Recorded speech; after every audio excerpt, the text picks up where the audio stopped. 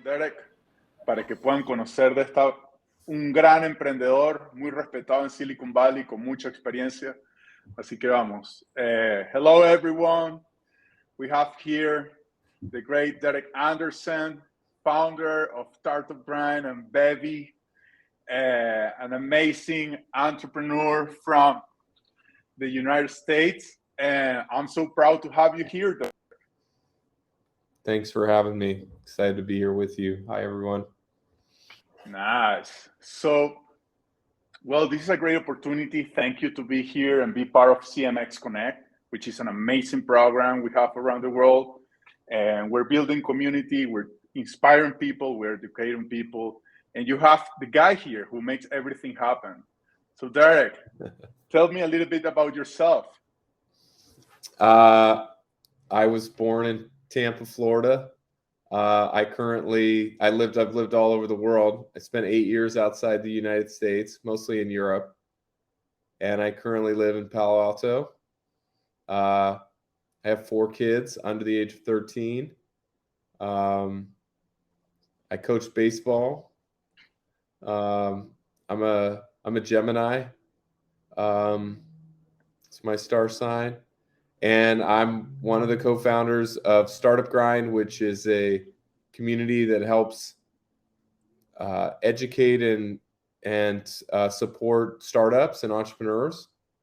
We have 600 active chapters around the world doing that. And then I'm also one of the co-founders of Bevy, which is a tool that we built for Startup Grind to run its community. And we now power a lot of really incredible communities around the world with that tool. Yes, guys. Well, Startup Grind is the biggest community of startups in the world. So this is just amazing. I don't know how you did it, Derek, but I mean, we're in every corner of the world. Every entrepreneur or every tech entrepreneur knows about us, and you have done a great job. And obviously, I would like to know how everything started. Well, it just started with trying to solve my own problems, which a lot of great ideas start that way. We were building products at the time, kind of failing a lot, making a lot of mistakes. And so myself and a few friends started to get together and in my little office here in Silicon Valley. And we just started to share ideas. And people really loved our events. They loved the community we were building, but they didn't love our product.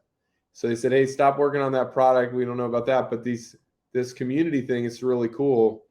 So that's what we did. We just spent more and more time on it. And eventually, people would come and say, hey, I found out about this online. I'm not from here. I'm from Toronto. I'm from Dallas. I'm from Singapore. Can I do this in my city? And so we figured out a way to let them do that. And that's kind of how Startup Grind got going. That's how sort of my adventure in the community space really got going. Yeah, and then I think that, I have been part of Startup Grind the last 4 years, and I think, well, we have a different panel last year, right, Derek, in Draper University. I think we spoke about it, and I think it's just amazing, and the fact that creating community is so impactful. The fact that every entrepreneur in the world have a place to go and meet people, and this is called Startup Grind. It's just amazing. And for me, it's still, it's like the 4th time that I'm asking you the same question. How did you guys scale so big? How you spread the word in order to be in every corner of the world? It's not easy. There is a lot of communities out there, and that doesn't happen. I think 2 things were really important for us. One is early on, we put our values on the homepage, and so that when people came, they would see that Startup Grind was about giving more than you take, helping others first, and making friends. And the moment we did that, we noticed an immediate increase in quantity and quality of people that were getting engaged with us. And what they would say when they would get on the phone with us, they would say, I really resonate with your values. And this is a community that I I want to be part of because of that. It's like me. And so that became a huge thing. That was very easy, very cheap to put those on. It took like 10 minutes. The second thing was, I mean, I don't take really any credit for this, but just sort of the right thing at the right time, and I've worked on lots of ideas that were not the right thing at the right time. So it's very hard to force that. And, but there was enough people that wanted it, that needed it at that moment in time, that it created this opportunity to grow. And, we did some things to help engineer that and to push that. But we partnered with people like Google. We were writing on places like TechCrunch. People were seeing our videos. There's different things that were happening, but we created a model that scaled, where we found great people like you, Luca, who, originally some people said, "Hey, Derek, you're going to have to fly to every city and do the interviews. That's the only way it'll work." And I was like, I don't want to do that. Like, I have little kids. Like, I need to be here. And so we found a scalable model, and we just said, hey, let's do that. Let's empower great people like Luca, or let's empower great people like, Brian in Washington, D.C., or whoever. And that, allowed us to really like spread the word and bring more people into our tent of like, hey, we're doing this together. And it's always more fun to do stuff with more people than to try and, make it all yourself and just you. So yeah, I think some of those strategic things were smart, but also just kind of something people needed at that time. Yes, makes a lot of sense. And I have to say, like, not because I'm part of this and working with Baby CMX and being part of Startup Grind, I have to say, like, Startup Grind changed my life. The fact that you can have all the tools to create community and, help other people, automatically help yourself. So it's just amazing, guys. You have to be in the industry and community building, providing value first, so you can see the outcome. It's just amazing. Well, Derek, and obviously, I mean, a lot of things happening in Startup Grind, a lot of things happening around the world. But right now, from your point of view and your feeling, what do you think is the biggest success of Startup Grind? Well, that's really interesting. What do you define as success? Is it financial? Is it impact? Is it, the lives that were affected? I mean, you say something like that, and it's like, well, hey, my life has changed because of Startup Grind. Well, that's worth probably more to me than like a startup, making a little more money, Okay. So, I mean, look, it's a lot of times I say the greatest success of Startup Grind is Startup Grind, because, it was like our team and us, who had not had a lot of success, but we're not dumb people. So like, we're intelligent, we're working very hard, but then working on something that people actually wanted, was able to really grow and to scale, versus other things we're working on that people didn't want. And yeah. But I think it is. I think it's the lives of the people, the organizers especially. That's probably the biggest impact. Ourselves, certainly Bevy. We employ many people. We help a lot of communities to sort of exponential. So we used to just help build Startup Grind's community. Now we build the communities of some of the biggest and best companies in the world. That has a kind of exponential impact that would have never happened without Startup Grind. So it's really rewarding to be able to be part of that. Yeah, and I know you, and I know that I remember when you say a few months ago, that you say that your dream is to make other people's dream reality. And you say that it wasn't a meeting, and you have to know this guy. I mean, I can give you his address in Silicon Valley. No, I'm kidding. Easy to find.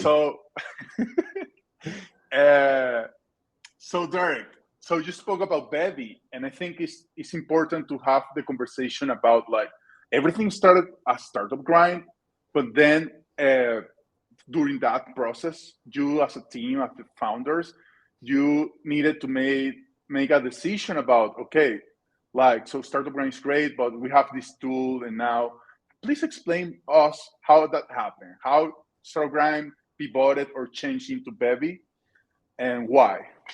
Well, when we built it, we were having these problems that we couldn't solve. I looked at all the tools in the market. I couldn't find anything that solved more than 60% of our problem. And so, I mean, naturally, you think, well, if we're building this for us, maybe somebody else has the same problem. And so when we launched it for Startup Grind, I just showed it to a few people. And the first guy I talked to, who was running another community, he said, I'll buy it. And I was like, you will? And he was like, yeah, I'll buy it. And I was like, well, he's like, how much is it? And I was like, I don't know, maybe like 20 grand a year. He's like, oh, I'll pay that for sure. I was like, dang it. Like, I should charge more, So he signed up. Well, it cost us like 50,000 to get him to using it. Because it was like, it was only built for one person, us. So we didn't make any money on that. So then the next thing was I just kept showing it. And then eventually we showed it to Atlassian and they bought it. And it was crazy because we had no website. We had no name. The product was called the Startup Grind Dashboard. It didn't make any sense. And it was like, if we can sell this and all of these things are going against us, no website, no customers, no security. I mean, we had some, but not great. We do now. It's very good. But all of these things, and we can still sell it, then we must have something. So then the next month after that, I set up a new company because it was like Startup Grind and the software were kind of different. So we spun it out in this new thing so Startup Grind could keep doing what it's doing. And then we eventually split the team. But it was really driven by, because I failed so much in my ideas, it was really driven by customers. I said, if the customers won't buy it, and that's why we didn't have a website. I said, if we don't have a website and people will buy it, we have something special. And then when we did it, it's like, okay, we should get a website. Like, this is dumb. This is hurting us. But, we're really not trying to force it. And then it just like kind of evolved naturally over months and years. Nice. I mean, guys, whether you're a community builder, entrepreneur, this is just a masterclass about entrepreneurship, because sometimes people spend 10 years like forcing something, it never happened, but you can see how you can make things happen. I mean, you don't need the website, you don't need everything figured out. You just need to figure out a need, a problem, to solve a problem that exists, and pay attention to the websites and the things that are not important later. Just execute. That's amazing. Even if you're a community builder, it's also great, because sometimes you can get stuck about, okay, I don't have this tool, I don't have enough access, enough followers. Now you can just start from the problem, try to solve the problem. Thank you, Derek, for that. And I would say, like, okay, great. You build Startup Grind, scale around the world. Bevy's amazing. You have a great background. But let's talk about Bevy and community. Why Bevy is innovating the community building industry? Well, I mean, there's just, like I sort of talked about, there have been these needs that haven't been met. And we, as people experiencing this pain, went out to try to solve these things. And now we work, with all these other companies, and now we hear their pain. I think the community industry, community building, 5 years ago, extremely underappreciated. Today, much more appreciated, on a much better path, much more important. There are community teams that are the most important, like, there are the community teams in certain companies that are some of the most important teams in the whole company. Maybe it's not all the way there yet, but a lot of places are showing how it can be done really, really well, and why you need to invest in community. And so, we're trying to help those companies, find the success in that and to bring more belonging into people's lives. I think, David Spinks has a book called The Business of Belonging. And, a lot of people in community, we don't really think about the business. A lot of us are more what we call in the States sort of almost like liberal arts kind of people. Like, you're doing it because it feels right and you want to help people. And it's just like, sort of like, I'll figure out the money later. That's definitely how we are too. But more and more people are seeing that there's actually, if you're good to people and you take care of them and you help them feel less lonely, like that's actually worth a lot, because people are paying for a lot of things to try to eliminate the loneliness in their life. And it doesn't work. What really eliminates loneliness is friendships. It's being around other people. It's feeling meaning. You can't just go buy something and your problems are going to go away. So that's what community people do. And I think more and more the world is waking up to the value of it. And in some cases getting huge value. So we're sort of along for that ride. Yeah, I think like when we had a conversation before, you mentioned this in the CMX Summit this year, and I think that these are a group of set of circumstances happening right now that is making the community building to make more sense. And obviously, I think it's the future personally, not because we're here. Like things are changing dramatically. And for example, the problems, I'm not going to mention specific social media, but it's not how it used to be. People is getting tired. People wants to be loved. People wants to be part of something. And that will be the future to build the companies through community. So it's super important. And obviously, my next question was like, why community building? I think you already like answered that question, but if you want to go profoundly about it, why? What's the why about the community building? I mean, what else could you do that is more impactful? And I think our generation of people, I'm a little bit ahead of you, but an age, but like this kind of block of people, like we really care deeply about making the world a better place. And we care deeply about driving fairness, and we care deeply about helping. And I think, community building sits at the center of all of those things. And so, yeah, it's sort of like, where you say like, hey, like, what are you most proud of at Startup Grind? And it's a really interesting question because I don't think about it a lot. But, I think at the end of the day, what are people going to say about Startup Grind? Like, are they going to say like, again, are they going to talk about how much money it made? Are they going to talk about, some startup that exited out of it? No, they're not going to talk about that. They're going to talk about the relationships they had and how it made them feel. And that's what community is all about. And so everybody here that's building community, like it's hard. It's like everything's hard. So it's not just hard for us. Like every job that somebody's really pushing is going to be hard, but we have our struggles too.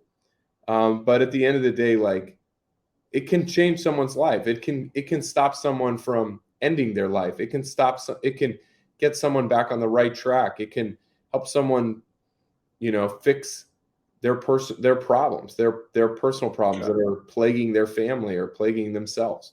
So like we can be such a huge difference maker in people's lives. And I don't know what other work's more important than that. I'm not sure. Yes, definitely. I can say like from my experience as startup brand director in Chile and now working with Vevi, yeah, sometimes it gets hard. It's not always easy. But when, for example, a conference is done and the people write you all the time about like, this is amazing, this changed my life. I connected with my next partner, my next investor, my next client. We're getting each other. It's just an amazing, like, it's just amazing. So we're about to finalize. We're in the last questions, of course. I think, again, in the next question, you already mentioned a few things, but just talking about industry per se and market, what do you think is the future of community building? It's getting bigger. It's getting more influential. We're growing. Like it's the opposite of stagnant. It's not, it's flowing. It's moving. Sometimes it moves too fast. Sometimes not fast enough. But like our influence is growing more and more every single day. The importance of what we do is growing. And if you look over many years, it's very obvious. It's hard looking day to day. So I would just tell people, like, keep going, become an expert in this. I think there's a huge place in the marketing and the customer advocacy world for people that are exceptional at community. There aren't very, very many of them in the world. So as you become one of those people, or as you keep getting better every single day, that starts to add up over a long period of time. And I think there's going to be a really important place for you as the next 5-10 years move on. Yeah. Just very quickly, guys, in Latam, you have to use CMX. I mean, there is a lot of... Hi, Derek. Do you hear me? Well, I can. Hello. Hi, Derek. Nice to meet you. My name is Mauricio. As I saw that Luca froze, I wanted to ask you a question. Can I? Sure. Okay, thank you. As you were talking about profitability and everything about like monetization of your businesses, I wanted to ask you if you use, for example, Bevy to also monetize, for example, Startup Grind and CMX, or did you divide all the P&Ls from each business, or how have you done to keep all your businesses like on track to date? Yeah, they're totally different. So we split them in 2017, and Startup Grind's bootstrapped, a 15-person company, and Bevy is a venture-funded software company, software as a service. So, the model is subscription software. We only do deals, that are 12 months in length. It's very different from Startup Grind, which is more sort of sponsorship and event-based. So each, it's essentially, Startup Grind is essentially like a media company, and Bevy's a software company. So, they have their own advantages and disadvantages, but they're definitely very separate. Okay, so even the partners are different. So, or the associates. What do you mean by partners? Like the sponsors or the associates of the companies? Yeah, very, very separate, totally different. And I'm myself and one other person and my co-founder, we're the only ones that work on both. Okay. So, but otherwise, yeah, everyone is completely different and separate. And that happened, 5 years ago. So we made a decision, and hey, on this day, we're going to split the company. And it was very sad in some ways, but also exciting.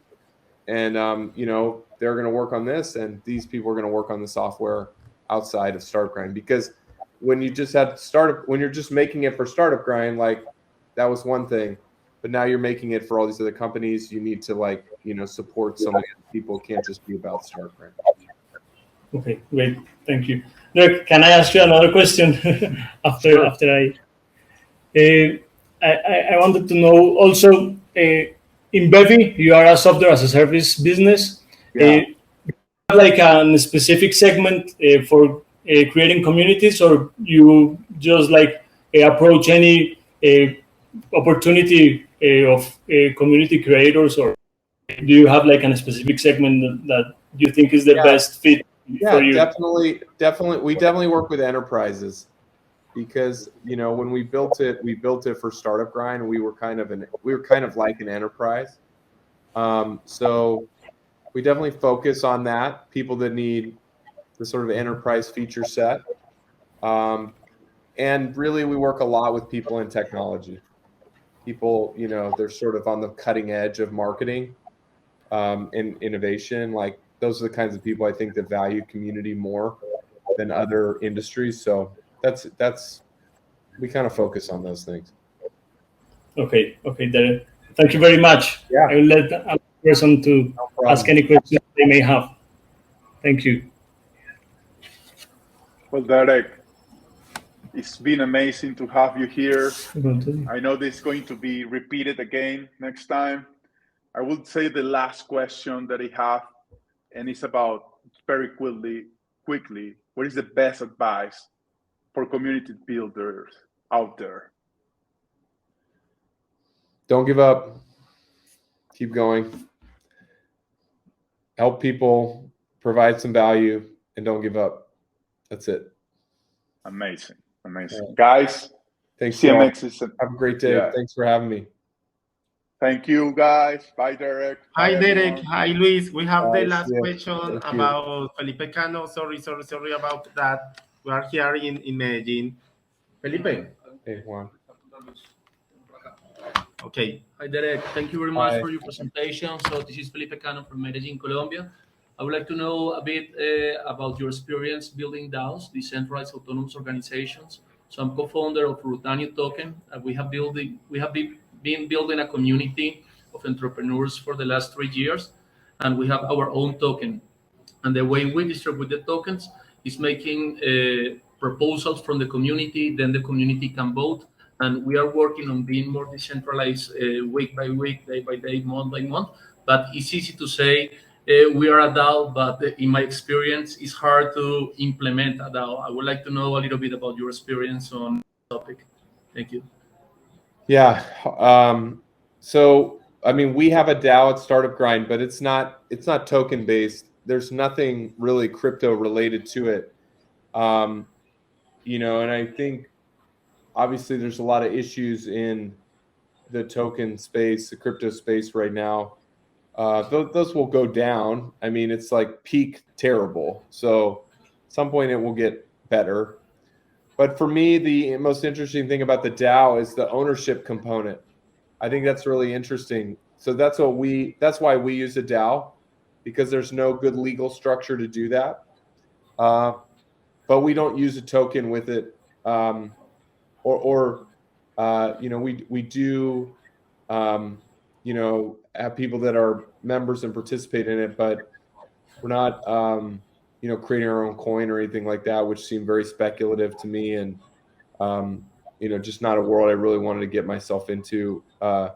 So I think you just, if there's a really simple, thoughtful reason why you should be using a DAO versus something else, and if there's, look, the utility of tokens and things, it's like you could spend all day talking about that, but we've seen this last week, like things that don't have real value can create sort of imaginary value around it just to do it. You should have real value.